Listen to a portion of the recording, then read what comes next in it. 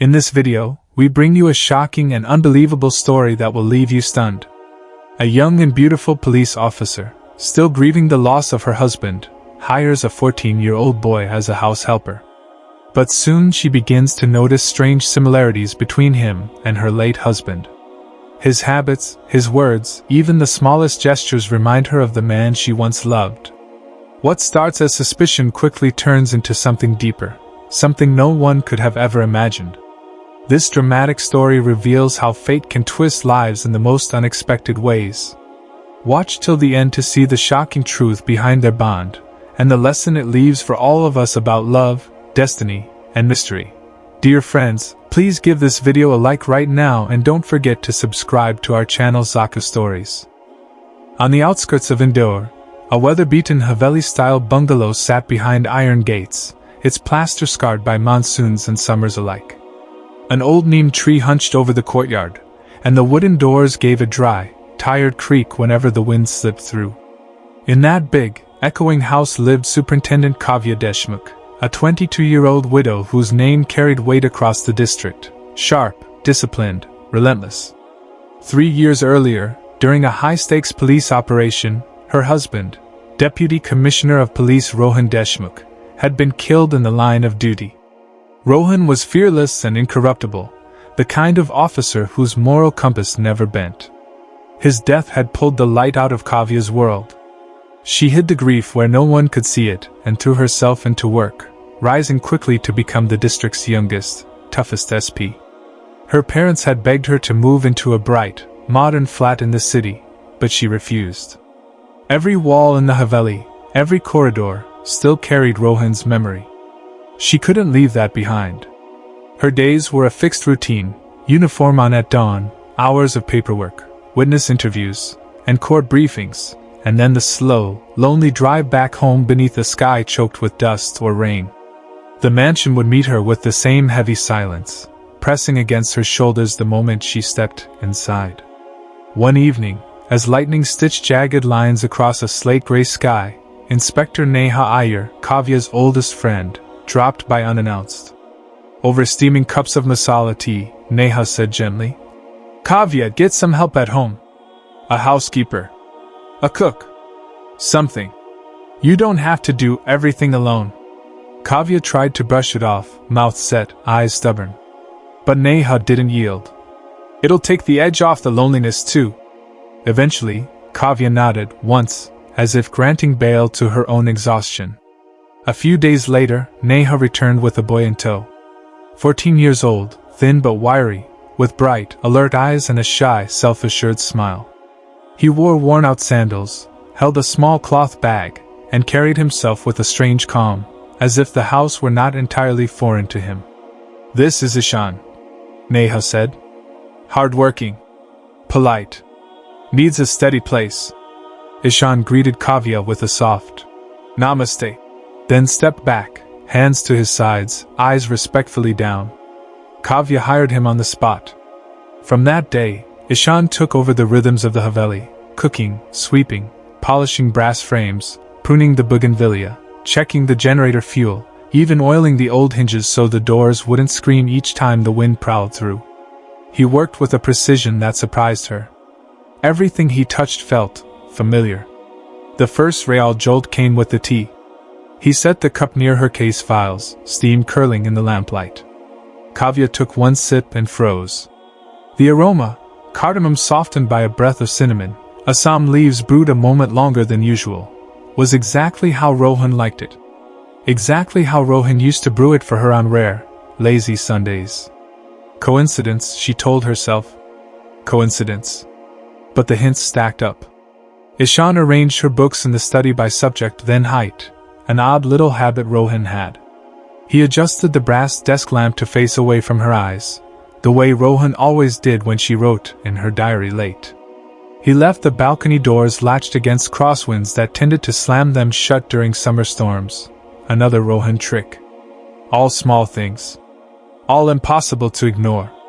One night, Kavya wrote in her diary about a witness who'd gone cold, about a dream where Rohan's silhouette stood at the far end of a corridor she couldn't reach. She slipped the diary into its usual spot in the bedside drawer and clicked off the lamp. In the morning, the diary lay open, right on the page she'd written. The drawer wasn't disturbed, but the page was unmistakably turned. A chill ran a clean line down her spine. Storms rolled in the next evening, thunder crawling low, rain coming heavy and slanted. Power lines popped somewhere up the road, and the neighborhood went dark. Kavya parked inside the gate, water dripping off the brim of her cap, and pushed open the heavy front door with her shoulder. A small golden haze glowed in the foyer. Ishan stood there with 2 candles already lit, as if he'd known the exact minute she would return. "Ma'am," he said softly, "you're soaked. I'll make tea." The candlelight cut his face into warm planes, and for a second, in the depth of his eyes, Kavya saw something that made her chest tighten, an echo she'd spent 3 years trying not to chase. Rohan's steadiness. Rohan's watchfulness. Her voice came out firmer than she intended. "Ishan, is there anything you want to tell me?" He dropped his gaze for a heartbeat, then gave a small, careful smile. "I'm just here to help, ma'am. I'll bring the tea." He slipped toward the kitchen. The rain hammered the courtyard tiles. Kavya stood very still, listening to the soft clatter of cups, the measured strike of a match, the rising hiss of water. By morning, she had her answer, not to the mystery, but to the next step. She called Neha. "I need a full background check on the boy," Kavya said, eyes on the neem leaves trembling in the breeze. "I want to know where he came from. Everything." Neha didn't ask questions. "I'll get started." Kavya hung up, the line going silent in her hand. The Haveli seemed to hold its breath.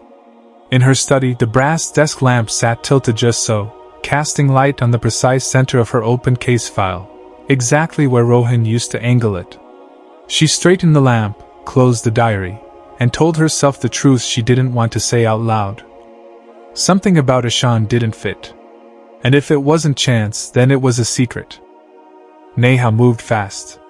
By late afternoon, she was back at the Haveli with a thin manila folder tucked under her arm, rainwater tapering off the ends of her hair.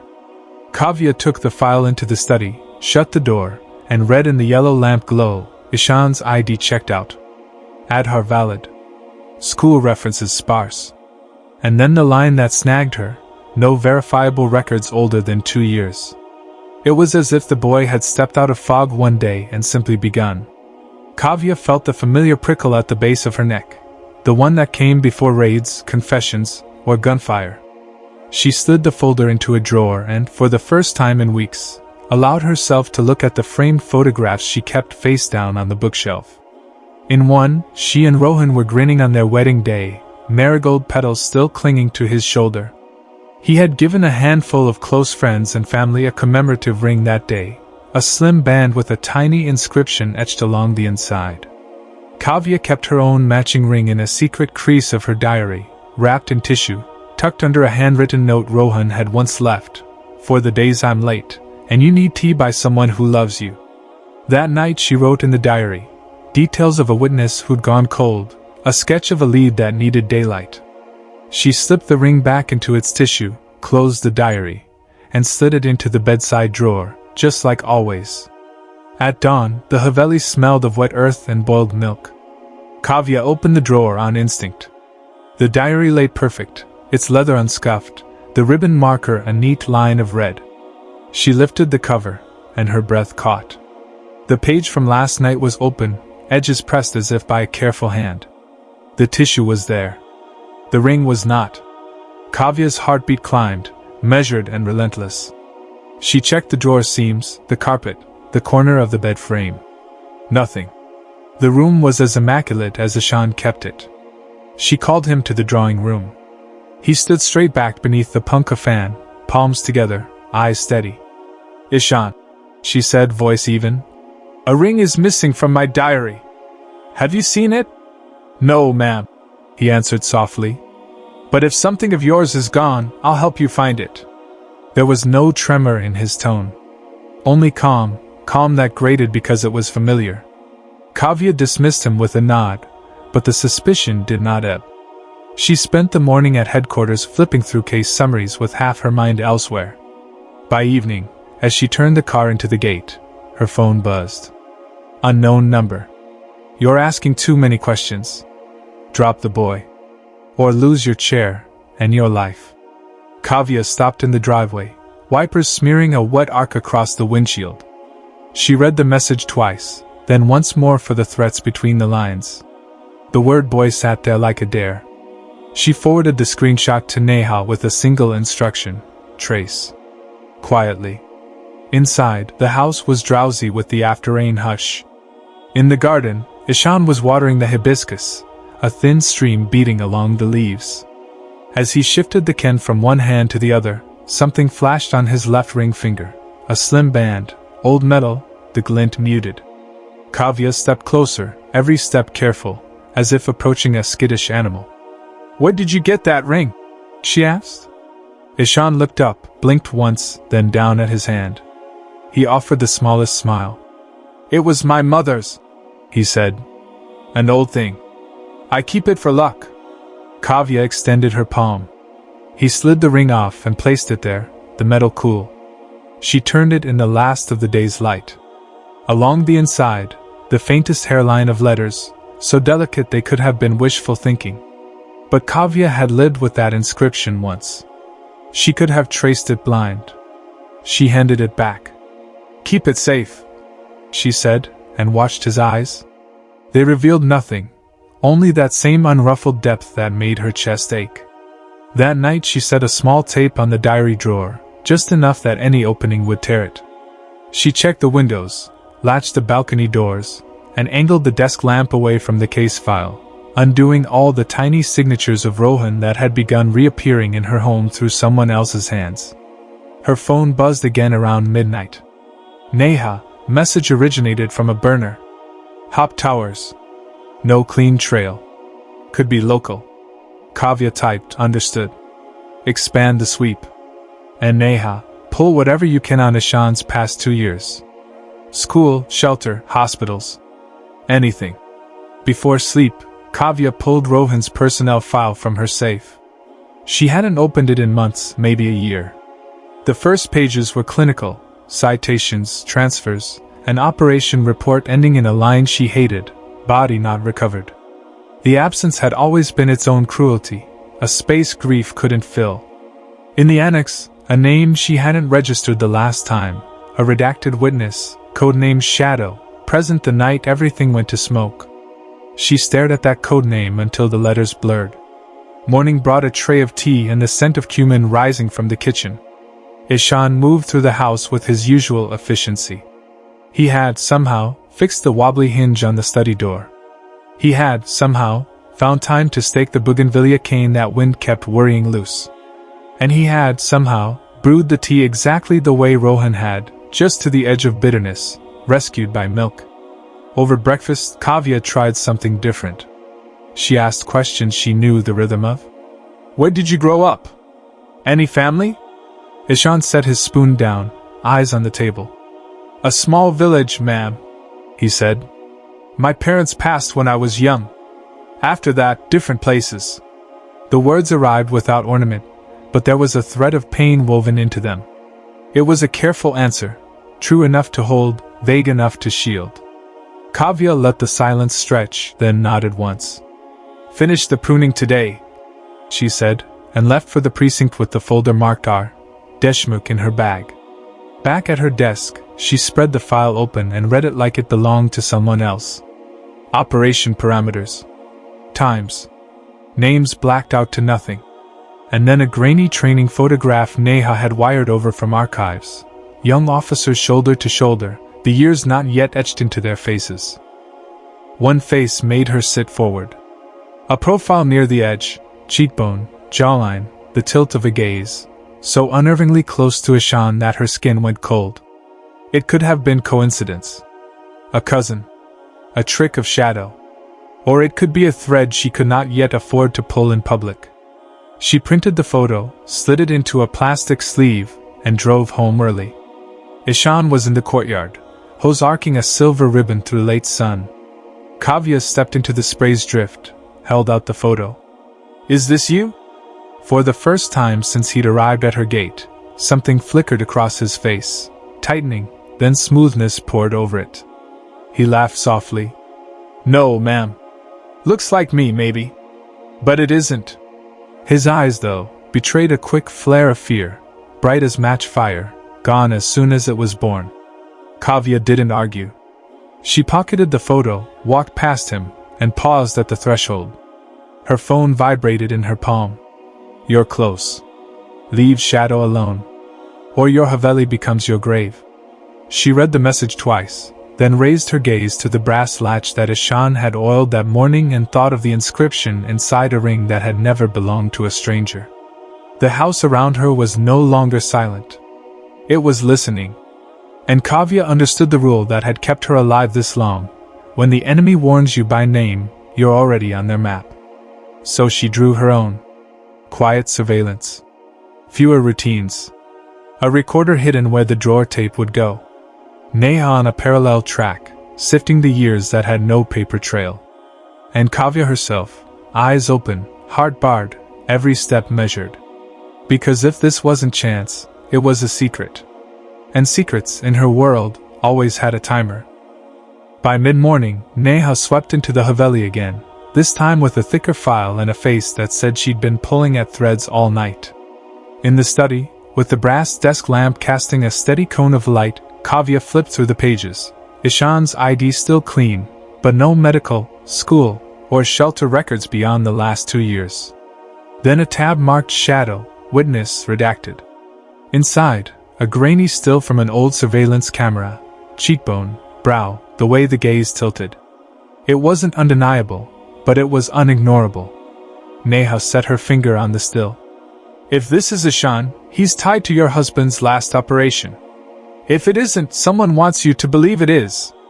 Kavya closed the file, pulse steadying into the familiar metronome she trusted before raids. "Stay close," she said. "No sirens. No uniforms. Watch the perimeter. If I signal, you come in." She called Ishan to the drawing room. He arrived with the quiet readiness that had begun to bother her, aware, centered, too composed for 14. "No more half-truths," Kavya said. "Who is Shadow? And how do you know the details you shouldn't?" For the first time, a hairline crack crossed his calm. He looked to the corridor that ran toward the back of the house. "Ma'am, I'm not your enemy. Let me show you something. Please." Kavya's right hand rested on the familiar weight of her service revolver. She nodded once. "You go first." They moved down the long passage, past the framed commendations and the closed door of the bedroom where her diary slept under a strip of tape. At the rear, a warped wooden door waited under a layer of dust. The old storeroom. Ishan reached above the jamb and felt along the rough beam until his fingers found a rust-flecked key. He turned it. The lock complained, then yielded. The smell of old timber, oil, and damp paper lifted as the door swung open. In the corner sat a battered trunk banded with tarnished brass. Ishan knelt, slid back the bolts, and lifted the lid.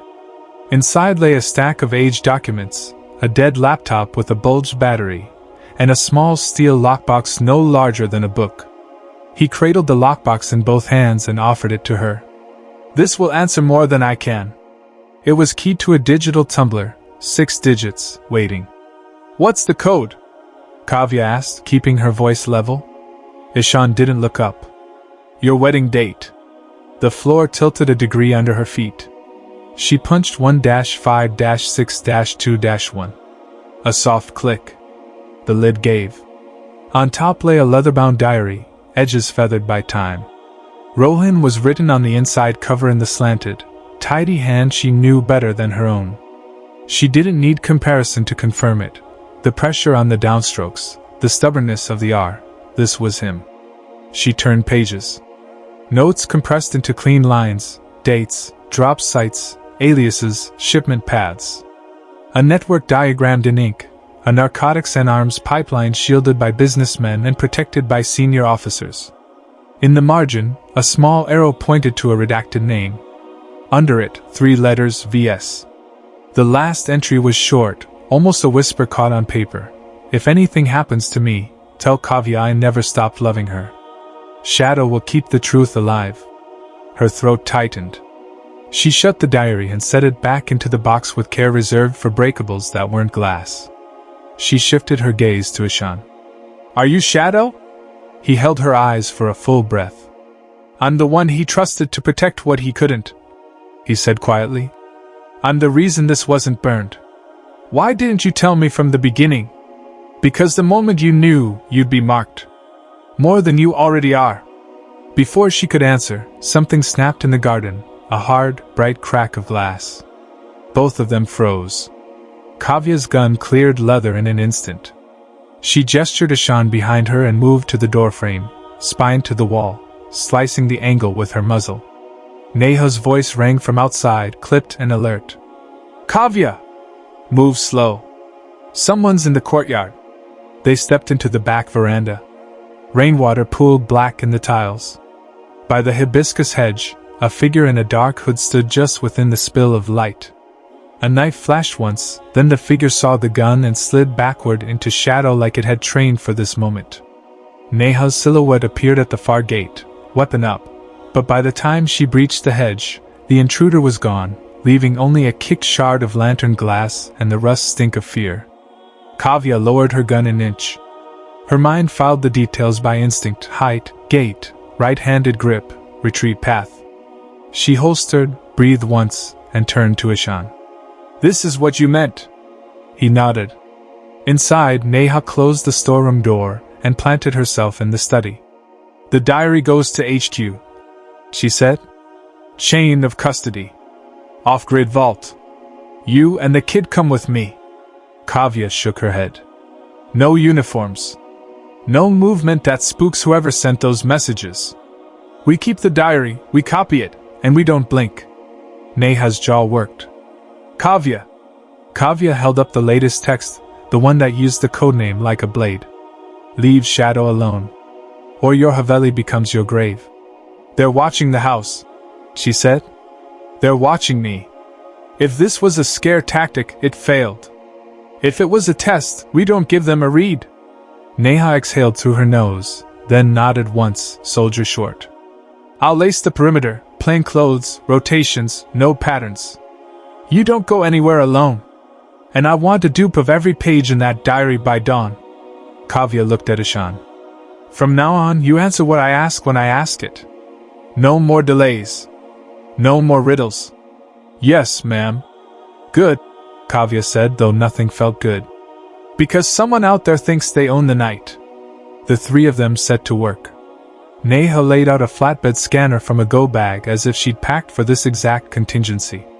Ishan sorted pages by date with a care that didn't need instruction. Kavya read and reread until the names and arrows weren't ink anymore but routes, meetings, kickbacks, and fires waiting to be lit. Near midnight, as the last pages fed through, Kavya's phone chimed again. Unknown number. You've seen enough. Tomorrow night, 1 a.m. Come alone to the old warehouse. Or the truth dies with you. Kavya stared at the message, then at the old training photo tucked inside a sleeve on her desk, at the profile that could have been Ishan's, at the ghost of a life that refused to stay buried. She locked the diary back in the steel box and snapped the latch. We don't run, she said, voice steady. We plan. And in the hush that followed, the Haveli felt less like an empty house and more like what it had once been, a place that fought back. By dusk, the plan was carved in clean lines. Neha would seed the lanes around the old freight warehouse with plainclothes officers, 2 on the railway embankment, 1 in the shutter tea stall across the road, another tucked behind a stack of tarpaulins near the loading ramp. No sirens. No uniforms. Hold until signal. Inside the Haveli, Kavya stripped routine out of her night. No study lamp glowing in the window, no habitual pause at the courtyard steps. She changed into dark clothes, tied her hair back, and holstered her service revolver against her spine. The steel lockbox with Rohan's diary sat inside a canvas satchel, a fresh copy of every page wrote in Neha's bag, already destined for an off-grid vault by dawn. At 12:23 a.m., rain began again, thin at first, then needling. The streets around Indoor's old freight yard smelled of metal and wet dust. Kavya and Ishan moved through the shadowed lanes without speaking, the city a low murmur behind them. Ishan carried nothing that showed. His hands hung loose at his sides, but Kavya noticed the tautness in his shoulders, the way he kept the corners of the alleys in his peripheral vision. Training lived in him like muscle memory. They reached the warehouse at 12:47. Corrugated sheets rattled under the wind. Broken windows wore a skin of grime. Inside, a single lantern glow pulsed from deep within, as if the building had swallowed a star and was letting it flicker through its ribs. Kavya brushed her thumb over her earpiece, one click for in position. Somewhere in the dark, Neha's team settled deeper, patient as stones. Kavya eased the side door with her shoulder, breath slow, pistol low and close. The air was cold with old oil and mouse droppings. Water tapped through a hole in the roof, hitting concrete in a steady metronome. She and Ishan slid along the wall, keeping to the seam where darkness layered thickest, and angled toward the lantern. The voice came first, heavy, amused, unhurried. "Superintendent Deshmukh. You police never learn when to stay home." A tall man stepped out of the split in the shelves, face hidden behind a black mask. Two more men drifted into his wake, guns held with the casual competence of people who had carried them too long. The lantern lit their knuckles, their wrists, the muzzle mouths widening like dark eyes. Kavya's pistol rose steady. "Name," she said. "And tell me what happened to DCP Rohan Deshmukh." The masked man laughed, a sound that bounced around the rafters like thrown coins. "Rohan was a mistake," he said.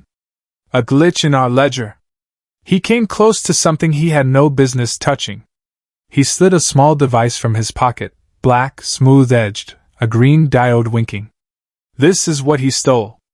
Routes, accounts, signatures. All the threads he gathered, pulled back out of reach."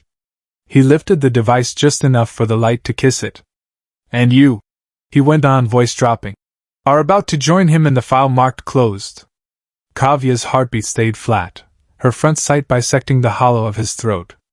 She counted the steps to cover, the angles of ricochet, the distance to the second gunman's trigger finger. Out of the edge of her vision, Ishan stood perfectly still, too still for a boy with no training. The thought registered and slid into the column of facts she would examine later, if there was a later. "Put the device down," she said. "Kick it forward." The masked man tipped his head like a teacher indulging a child. "No." Something shifted in the air, small, precise. Ishan's right hand flashed. A knife shimmered once in the lantern light, spinning as if stitched to a tight, invisible circle, and struck the masked man's wrist with a wet, ugly sound. The device dropped, clattered, skidded toward a drain. Both gunmen snapped their muzzles up, one to Kavya, one to Ishan. Kavya fired first. The warehouse exploded into noise, gunshots hammering the metal ribs, glass sobbing in the frames, pigeons bursting from the rafters. She drove left toward a column as a round kissed the concrete beside her cheek and spat grit. The masked man cursed, clutching his wrist, stumbling backward into shadow. Outside, the night answered, Neha's breach signal, a whistle thin and sharp, followed by the thunder of feet and the hard rattle of commands. Floodlights flared through the cracks in the corrugation, turning the dust into a bright, living fog. "Hold your fire!" someone shouted. "Police! Hands where I can see them!" A second volley cracked. One gunman went down, weapon skittering away in a sparks and metal shriek. The other pivoted for cover, chose wrong, and Neha herself took him clean at the shoulder, dropping him to his knees with a scream that peeled the dark. The masked man ran. Not for the back door, he knew it was watched, but for the catwalk ladder that spidered upward into deeper shadow. Ishan moved like he'd rehearsed this warehouse in his head, sprinting low, sliding beneath the scaffold, boots scattering a wash of bolts, then leaping for the ladder rungs. Kavya took the opposite angle, driving toward the exit cut, eyes flicking for the fallen device. It lay near the drain, winking green. She scooped it with her left hand, kept her right steady on her weapon, and turned as Ishan tackled the masked man at the top of the catwalk. The two of them slammed into the safety rail. It screamed and held. 2 stories below, Neha's team fanned into diamonds, weapons up, covering lines, voices braided into a single, disciplined wall. Down! Kavya called, voice ricocheted. Both of you! Hands where I can see them! The masked man froze, chest heaving. Then, slowly, he raised his hands and began to descend, Ishan one step behind him, bare fingers tight around the ladder rail, rainwater and sweat shining on his knuckles. On the floor, Neha moved in, cuffs ready. Kavya stepped forward and, with the care of someone opening a box that might bite, pulled the mask free. A familiar face looked back at her, older, heavier around the eyes, but unmistakable. Vikram Singh, she said, the name tasting like rust. Retired DIG. Rohan's former superior. Vikram's mouth curved in a small, mirthless smile. You and your husband were always so very persistent, superintendent. The warehouse seemed to tilt again, just a hair, past, present, and the space between them narrowing to a point. Kavya felt Ishan step to her flank, close enough that she could hear his breath, steady as a metronome, the way Rohan's had been on the nights when they'd walked back from a raid in silence. In her fist, the recovered device pulsed green, heartbeat sure. Cuff him, Kavya said, voice flat. And no one touches this drive but me. Vikram lowered his gaze, the smile gone. Somewhere outside, thunder rolled low over Indore, and inside the warehouse, the rain began to thread the roof seams again, stitching the moment into the kind of memory that never quite stops echoing. The floodlights outside died to a hum while the warehouse settled into the slow drip of rain and distant train brakes. Neha's team cinched Vikram Singh in cuffs, read him his rights, and peeled him off to a waiting van. Kavya held the recovered device like it could bite, tucking it into an evidence pouch and sealing it with her initials. Chain of custody, airtight. Only then did she turn to Ishan. Up close, in the ruined light, there was a steadiness in him that didn't belong to a 14-year-old boy. Not the way he'd moved down the ladder. Not the way his eyes kept mapping exits and angles even now. He was breathing evenly, like a man who'd learned to measure his pulse against gunfire. Your turn, Kavya said. No more detours. Ishan looked at her for a long moment. Then he reached into the inside pocket of his shirt and brought out a small pendant on a thin cord, silver, scratched at the edges, a design worn by years of being thumbed. He laid it in Kavya's palm. Her breath snagged. It was the pendant she had given Rohan on their first anniversary. He said nothing while she turned it over, while her mind ran every rational objection and found no purchase. The scratch near the clasp from the day it fell on the kitchen tiles. The faint nick in the curve where she'd once caught it on a jacket zipper. It wasn't a replica. It was theirs. I needed to keep you safe, he said quietly. The voice was still Ishan's pitch, but the cadence, the way it carried weight, was a man's. After the blast, they wanted your grief to be total, clean. If I reappeared, they would use you to find me. So I let the file say what it wanted. And I became what they wouldn't look at twice. Kavya's fingers closed around the pendant until the edges pressed crescent moons into her skin. Say it, she managed. He held her gaze steady. I'm Rohan. The world didn't spin, it narrowed, all sound drawing down to the rain stitching itself through the roof seams. In the space of one heartbeat she saw everything, the day the knock never came, the case file that said body not recovered, the empty bed and the tea she had learned to brew for herself. She had taught herself not to bargain with ghosts. Now the ghost was breathing in front of her. How? She asked. It came out as work, not wonder, facts first, feelings later, the only way she knew how to stand. The blast took the catwalk and the north wall, he said. I went over the rail, landed under a crush of steel. They were sure I was dead. Shadow pulled me out. A shadow of a smile. The codename wasn't mine. It was a role. A network of 2 at first, then more. Backstops. Papers. 100 tiny lies to keep one truth alive. When I could move again, we kept going, off-grid, slow. I followed the pipeline, found where it fed, business fronts, dirty uniforms, old money. Vikram was the gate that made everything easy. The diary and drive were insurance. If they found me, the story wouldn't die. Kavya looked at his hands. The same long fingers that had taught her how to line up a front sight. The same knuckle scar from a college pickup game. Now scuffed, Nick told her. The ring, she said, voice low. You took it from my diary. I needed a way to signal an ally inside, he said. Someone who knew our marks. I was going to put it back. You saw it first. You wore 14 like a mask. It was the one thing they never imagined I'd choose, he said. And I needed to get close. To you. To the diary. To make sure the lockbox was still where I hid it. I thought I could do it without hurting you. Her laugh was a small, graceless exhale. You thought wrong. He didn't flinch.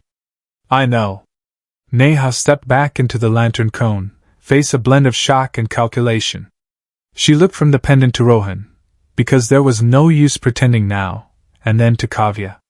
We'll take this slow, she said, crisp again. Device to the vault. Diary dupe distributed on a dead man's switch.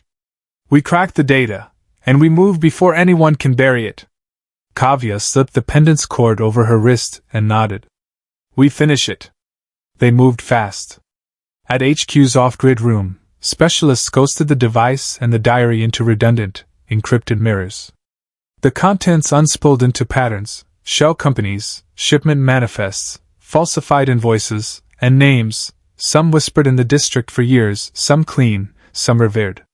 The ledger built a staircase straight to Vikram Singh, and above him, 3 businessmen and 2 senior officers whose careers had been lacquered by awards. By afternoon, sealed warrants were stamped. By evening, plainclothes teams fanned out. A bungalow in Residency Road gave up a safe behind a bookshelf, cash, 3 passports, a sat phone with a contact list that read like a boardroom. A farmhouse yielded crates under a false floor, weapons tagged with army lot numbers that should never have touched civilian hands. A freight forwarding office coughed up ghost containers that had passed the port on paperwork alone. Every seizure strengthened the spine of the case. Every arrest added a rivet. Rumors clawed at the district before sundown, names leaked, alliances split, old favors called in and denied.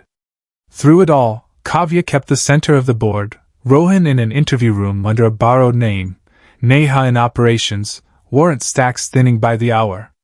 Between raids, Kavya stepped into a quiet hallway and let her forehead rest against cool plaster for 3 seconds at a time, then went back in. At dusk, the press gathered like weather. The official line was brief. A major corruption and smuggling nexus has been dismantled. Key suspects in custody. Investigation ongoing. No mention of resurrections. No mention of shadow. Near midnight, when the last signature dried, Neha closed the evidence ledger, slid the pen home, and looked at them both. You understand what comes next, she said, less a question than a caution. They won't forgive this. Kavya smoothed the cover of the diary as if it were a living thing. They don't have to, she said. They just have to stop. Rohan's gaze met hers, steadfast, unblinking, present. The boy who'd moved like a ghost was gone. What stood there was the man she had loved and buried without a body. Tomorrow, he said quietly, we tell the whole truth. Kavya nodded once. Outside, the city exhaled, a sound like rails cooling after a train. Inside, the 3 of them began to write the report that would end this chapter and start the next, line by line, each word a hinge closing on a door that had stood open too long. They didn't sleep. At first light, the district headquarters felt newly scrubbed, floors still damp, corridors humming with the quiet that came before storms. In the operations room, the wall screens glowed with synchronized spreadsheets, maps, and faces. Warrants flowed down the chain. Custody memos were triple signed. By 9 a.m., every seized ledger and hard drive had been mirrored in 3 vaults, 1 in-house, 1 state, 1 federal liaison, so that even if someone tried to bury the story, it would keep breathing elsewhere. At noon, the press room filled like an overtight drum. Cameras, boom mics, anchors whose smiles sat like helmets. Kavya stepped to the dais in a clean uniform, her nameplate catching the light. Beside her stood Neha, eyes sharp, jaw set, and a small stack of evidence pouches sealed and initialed. They laid out the case without varnish, a smuggling and corruption pipeline that had run through shell companies and friendly uniforms, the arrests of retired DIG Vikram Singh and 2 sitting officers, the warrants for 3 businessmen whose balance sheets matched the contraband's heartbeat. A murmur rippled when the device's contents were summarized: routes, dates, that long ledger of money turning into silence. Then came the part no one expected. Kavya lifted her gaze to the back of the room. A door opened. The boy everyone had seen around the Haveli, quiet, thin, 14 on paper, walked in wearing a plain shirt and an expression emptied of disguise. He stopped beside the dais, and the hush went absolute. "This," Kavya said, voice steady, "is the protected witness whose notes and actions save the truth you're hearing." The witness met the room's stare without flinching. "My legal name," he said, each word measured, "is Deputy Commissioner of Police Rohan Deshmukh." For a heartbeat, the cameras didn't move. Then every LED in the room blinked in a glittering, synchronized gasp. Rohan didn't raise his hands like a magician finishing a trick. He kept them at his sides, fingers relaxed, eyes straight forward. He explained, in the briefest possible terms, how a blast and a collapsed catwalk had given him a single, treacherous option, how the codename Shadow had started as one man and become a quiet lattice of allies, how staying dead had kept the pipeline in view long enough to follow it to its gatekeepers. When the questions came, was this sanctioned? Who knew? Why deceive your own? Kavya held the line. "An internal inquiry will review every decision," she said. "He will answer for choices made. Today's matter is public safety and public trust. We are here because evidence exists, not because of a story told well." By evening, the city was a fever of headlines. Some called it betrayal, some called it courage, most called it what it was, unbelievable, until the paperwork landed on desks and wrists were cuffed in doorways no one thought would ever see handcuffs. Judges read the affidavits and denied bail to men who once never sat in waiting rooms. In conference rooms with drawn blinds, lawyers practiced new forms of disbelief. Inside headquarters, the heat burned lower but cleaner. Statements were taken.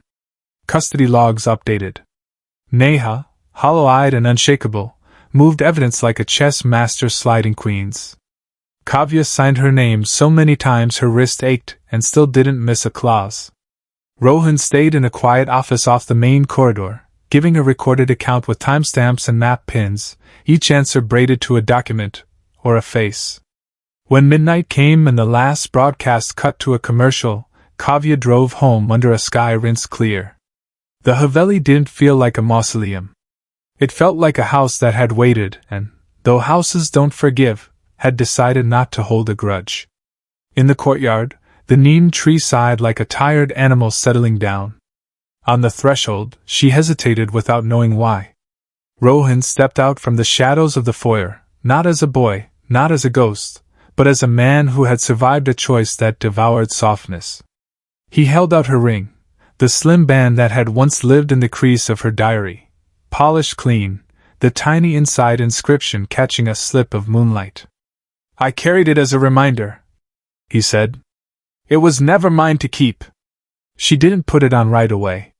She closed her fingers over it until the metal warmed, then set it on the entry table beside the keys. "Tomorrow," she said, and didn't need to say more. Tomorrow came like a tide and kept coming. The inquiry convened. Rohan sat under lights that made everyone look older and told the story in a straight line.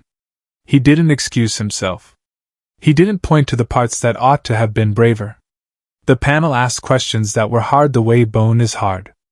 Outside, under the neem, reporters counted cigarettes to mark the hours. The outcome was a compromise only reality can draft.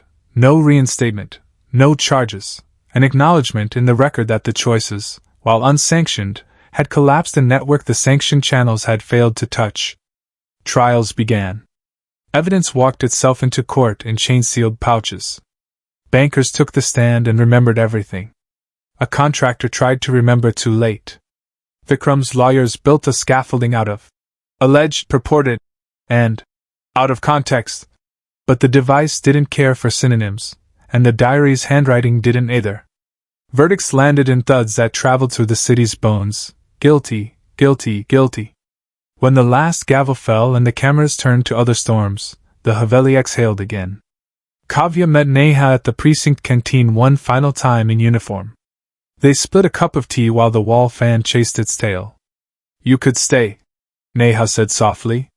You earned every pin on your shoulder. Kavya looked at the steam. I want to do the kind of work that doesn't need permission to be decent, she said. And I want to do it without a badge turning every room into a fight. 2 weeks later, she resigned. No speeches, no salute in the courtyard. Just a clean handover and a quiet, thank you, to rooms that had taught her how to stand when standing was the only thing left. Rohan declined a path back to a desk that would never quite forget that he had died once. They signed papers for a non-profit that promised unglamorous labor, whistleblower support, casework for families who couldn't read the forms that decided their lives, training for small-town officers who wanted to do the job right and not lose their souls for it. They kept the Haveli. They fixed the hinges properly this time. They put a longer table in the study and filled it with laptops older machines would make fun of. People arrived with problems no press conference could solve. They left with plans that weren't perfect but were better than fear. Some mornings, before the doorbell began to ring in earnest, Kavya brewed tea. She oversteeped it by a breath, then rescued it with milk, exactly the way he liked it. She would carry 2 cups out to the courtyard where the neem threw a patient shade, and Rohan would be there, sleeves rolled, reading letters that needed answers from a city that was learning, painfully, to stop pretending it didn't know how its tricks were done.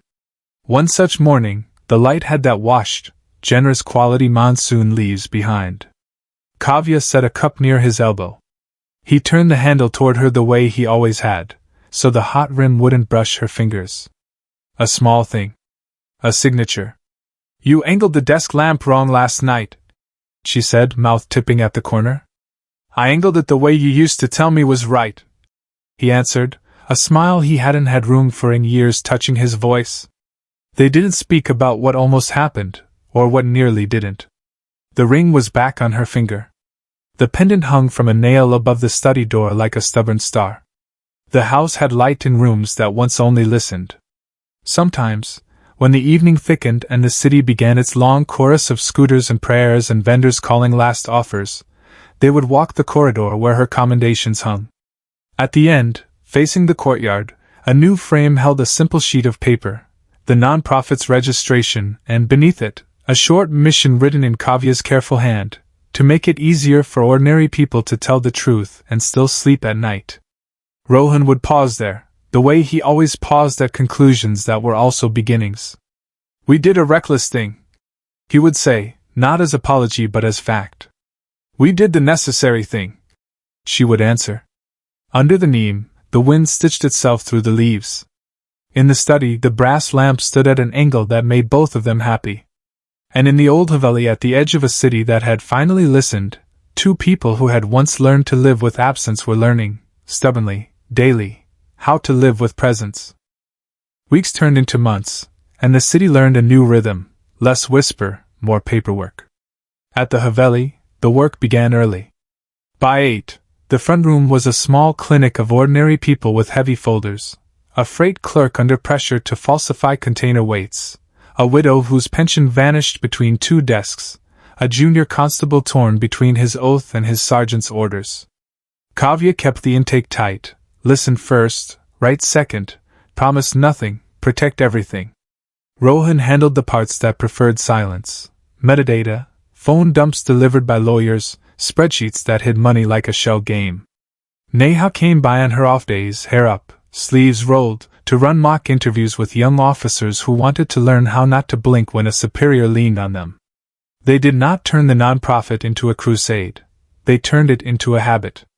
3 days a week, they held legal clinics in neighborhoods that distrusted uniforms on principle. 2 nights a week, Rohan hosted closed-door trainings for honest cops from satellite towns, documenting chain of custody, how to handle a hostile station head without blowing your cover, how to walk away from a bribe without making an enemy. They wrote step-by-steps, plain language checklists that fit in a pocket, and kept small cases from becoming tragedies. The ghosts did not leave just because the headlines did. Some nights, when rain combed the neem leaves and the city's lights hummed like faraway insects, Kavya woke to the old heaviness, an instinct to reach for a diary locked in a drawer, to check a lamp's angle, to count the heartbeats until the door latch clicked. Rohan didn't try to fix it with words. He put water on the stove and waited out the silence beside her, the way someone waits out a summer storm. If she spoke, he listened. If she didn't, he listened anyway. Once a month, they drove past the old warehouse. The city had fenced it and taped a notice that promised redevelopment that never came. The corrugated roof still rattled in the wind. Kavya would stop the jeep a block short and sit with the engine idling, watching the edges of her memory line up with the shadows. She never got out. She didn't need to. She had the ending already: floodlights, cuffs, a device that blinked green like a pulse. The inquiry's paperwork finally landed, dense, careful, unsentimental.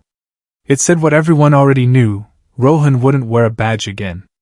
It also said what few expected: that the pipeline they broke had threaded through rooms where sunlight never stayed long, and that ordinary procedure, properly followed, might never have reached it. The language didn't praise him. It didn't have to. In the margins where men like Vikram had once written instructions, there was now only white space. On a warm morning layered with the smell of wet dust, Kavya found a letter on the Haveli's threshold. No postage. Just her name. Inside, a single sentence in a tight hand: "Thank you for getting my brother's case reopened." No signature. No phone number. She showed it to Rohan. He didn't say congratulations, he said. Let's make sure the follow-through isn't stolen. They called the magistrate's clerk, the public prosecutor, and the brother's lawyer. Good letters were nice. Filed motions were better. Small victories multiplied in quiet ways. A constable who came to their training turned down a posting he couldn't do clean and chose a different route through the hierarchy. A port inspector returned a phone he'd been given, as a courtesy, and wrote the report himself. A junior accountant testified without flinching, even when the man he implicated sat 3 rows back in a suit that cost a month of salaries. None of it made the news. All of it mattered. Neha stayed the hinge between their rooms and the states. She called when a case needed a shield bigger than a nonprofit could raise. They called her when a witness was too fragile to walk into a station house without a hand on an elbow. She laughed more now, in the clipped way of someone who doesn't waste air. On the day she moved into a new office with fewer cracks in the walls, she brought a plant for the Haveli, something green that didn't give up in summer. "For the windows that face the east," she said, and set it on the sill like a promise. Late one afternoon, the sky turned tin and the power blinked. The generator caught on the third pull. Rohan came in with a stack of photocopies and a smear of ink across his thumb. Kavya was at the long table, drafting a training module on whistleblower safety: who to tell, who not to, how to keep copies, how to timestamp. She paused, rubbed the bridge of her nose, and looked up. "Do you ever miss it?" she asked. "The uniform. The clean lines of command." Rohan considered, the way he did when an answer deserved more than reflex. "I miss the part where a door opens because of a badge," he said. "I don't miss the part where a door closes for the same reason." He set the copies down, turned the handle of her cup away from her fingers so she wouldn't brush the hot rim, and studied the module. "Add a line about pre-committing the evidence to multiple recipients. Make the threat of exposure the insurance, not the secret itself." She smiled. "Already in the appendix." In the evenings, the Haveli softened. They angled the brass desk lamp in a compromise either of them would have accepted once upon a time. The ring sat where it belonged. The pendant hung above the study door, a small, bright stubbornness. Sometimes they ate in the courtyard with their chairs slightly askew, the way people do when they intend to sit a little longer than dinner requires. The neem traded whispers with the wind, scooters stitched the city's edge with sound, somewhere a radio learned a news song. One night, a young reporter knocked, polite, earnest, notebook out. She wanted the big quotes: how it felt to come back from the dead, to burn down a machine without setting the city on fire. Kavya made tea and stood in the doorway so the woman wouldn't feel trapped inside a story she couldn't get out of. Rohan answered what he could and refused what he should, steering her gently toward the systems rather than the saga. When the reporter left, she said, almost apologetic, "We need stories like yours." Kavya watched her go. "We need policies like ours," she said under her breath, and Rohan, behind her, huffed a laugh that meant agreement. Toward the end of the monsoon, a file arrived from a town 2 districts over, thin, brittle paper, neat stitching along the spine, the kind clerks use when a case is supposed to stay small. Inside were receipts that didn't add, phone logs that did, and a name that had learned to survive sunlight. Kavya read it twice, then a third time, eyes sharpening until the edges turned clean. She slid it across to Rohan. He finished, set it down, and met her gaze. "It starts again," he said. "It always does," she answered. "So will we." They rose, the movement easy from repetition. She reached for the satchel that had once held a diary, and now held forms and stamps and blank statements. He checked the generator fuel with a glance, angled the desk lamp just so, and locked the door behind them. Outside, the street had that washed look the city wears after rain. In the courtyard, the neem shook itself and settled. The Haveli watched them go without neediness or fear. Some houses learn to keep people. Some people learn to keep each other. On the road, the day widened, the way days do when you step into them with work that is both ordinary and brave. They drove toward a police station with paint flaking off the sign and a clerk who would either shrug or help. Between them, on the seat, lay a folder that looked like 100 other folders. Inside it, a handful of truths waited their turn at the light. The police station 2 districts over looked like a sunburned promise, its blue sign chalky with age, its courtyard a mosaic of oil stains and fallen leaves. Kavya parked under a crooked ficus, shut the jeep off, and felt the day widen around them. Rohan set the thin stitched file between them on the bench seat. Inside were receipts that didn't add, phone logs that did, and a name that had learned to survive sunlight by changing fonts. A desk clerk met them halfway to the duty table, the kind of man who had learned to read weather and people. "Ma'am," he said to Kavya, already making room, already deciding he would help. In the station's back room, the fan ticked like a metronome. Kavya laid the file flat and spoke the way she did when she wanted a room to move with her. "We're not here to embarrass your station. We're here to make a clean line from evidence to court." She slid a one-page checklist across the table. Plain language. Chain of custody steps. No romance, no holes. The clerk scanned it, nodded once, and reached for the register. "Tell me where to begin." The case was small the way fuse wires are small. A freight clerk at the Pathampur ICD had been told to correct container weights for a handful of companies that all invest the same warehouse on paper and no warehouse in reality. The bribes were not cinematic. They came as school fee reimbursements, as hospital bill advances, as cash wrapped in newspaper with a cricket score on the back. The phone logs, sober, unblinking, drew lines between a mid-level fixer named Mahesh Chauhan and 2 minor officers who had learned to say, "Sir," to the wrong voice. Kavya didn't try to peel the whole onion in one day.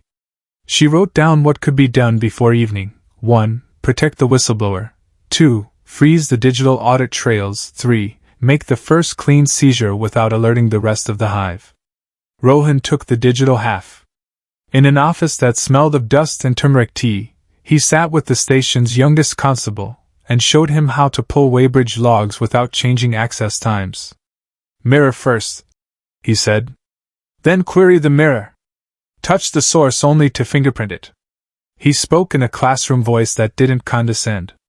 The constable listened like a man being handed wire cutters in a house full of bombs. By late afternoon, they had enough to set the first trap. The whistleblower, thin, careful, with worry stamped around his mouth, agreed to wear a recorder. Not a spy toy. A clear, legal device with a magistrate's prior approval and a line in the file that would read like a straight road later. Kavya walked him through the script twice, then a third time. "Don't be brave," she said. "Be boring. Boring wins court." At 6:40 p.m., the whistleblower met Mahesh Chauhan in a tea stall that had survived by pretending not to have ears. The recorder caught the clink of glass, the scrape of a spoon, the voice that said, "Just send me last month's table. Same weights, same sequence. Don't play clever." It also caught the number he gave for emergencies. A private line Kavya's team rang within the hour, logging the handshake between that phone and a handset one rung higher up the food chain. By 9, a small convoy rolled toward a warehouse that looked empty from the road. Inside, behind a wall of burlap sacks and a line of false pallets, sat the good stuff: 2 laptops, a dedicated printer for invoices that didn't need customs, a stamp pad clean enough to have been bought yesterday, and a ledger written in a tidy hand that mistook neatness for innocence. The seizure was clean. Photos taken with time and date stamps, hash values printed and signed. The clerk from the front desk held the evidence bags like a man carrying his firstborn to a naming. The pushback arrived on schedule, not as an army but as insistence. A call to the station head from someone who preferred to be called Uncle. A car with blackout tints jogging the Jeep's mirror on a dark stretch outside town. A man who stood too long near the Haveli's gate the next morning, pretending to read a bus schedule nailed there in 2009. None of it was new. All of it was noted. "Mahesh will fold," Rohan said, scanning the transcripts with a pencil tucked behind his ear. "He's a middle rung. He's spent a decade answering to voices on phones. He's not built to be the last man standing." "What's above him?" Kavya asked. Rohan flipped a page, tapped 3 invoices with the same typo, harmonized spelled as harmonized on every line item sent to a shell company in a neighboring district. Small signatures. Men like Mahesh thought no one saw them. A logistics cooperative with a clean face, 2 brothers who play cricket on Sundays, and a retired accountant who knows exactly how long a paper trail needs to be to look accidental. They moved the way they always did, slow enough to be right, fast enough to stay ahead of the spill. Neha arrived at dawn with 2 plainclothes officers and a duffel that seemed bottomless. She took one look at the layout on the Haveli's long table, photos, call graphs, invoices with red pencil carrots, and began assigning slices. Magistrate at 10. Statements in 164 by noon. Chauhan by 3, or he'll have a lawyer who wears a watch that costs more than this table. By afternoon, Mahesh sat in an interview room with air conditioning that overcompensated for the month. He tried charm first, then anger, then the old majesty of offense. "How dare you?" Kavya didn't blink.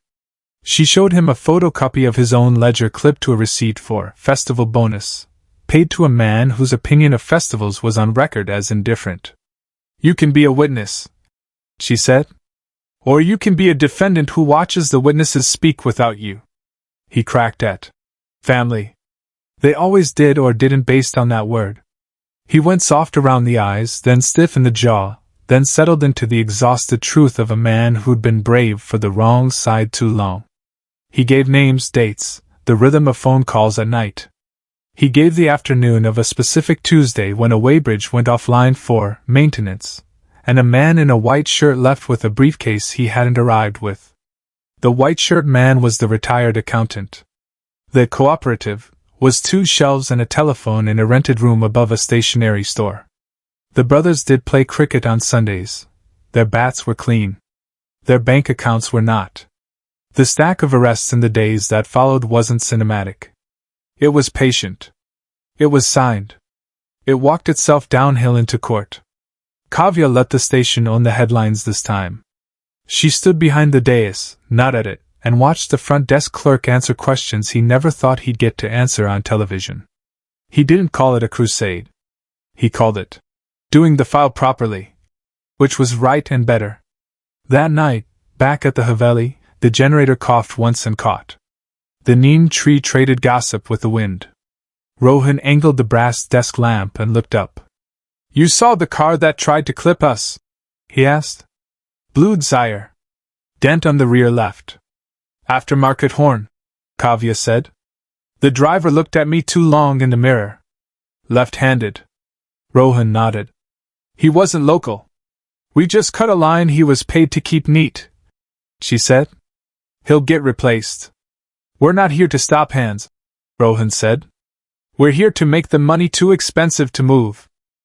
They ate late, the table covered in paper but with just enough space for 2 plates and 2 cups. Neha texted a photo from the station, Mahesh signing a statement, the clerk in the background with his shoulders squared like a man who had finally put something down. Clean through filing, the caption read. Judge impressed. Kavya set her phone face down and stared a moment at the ring on her finger. The metal had warmed to her skin like it had never left. Do you ever think about what would have happened if the catwalk hadn't held? She asked, voice quiet enough that it didn't need an answer. Rohan didn't pretend the question was rhetorical. Sometimes, he said. Mostly when the house is too quiet. He nudged the handle of her cup away from her fingers so the hot rim wouldn't brush them. A signature, small and stubborn. The morning brought a letter from the freight clerk who had started it all.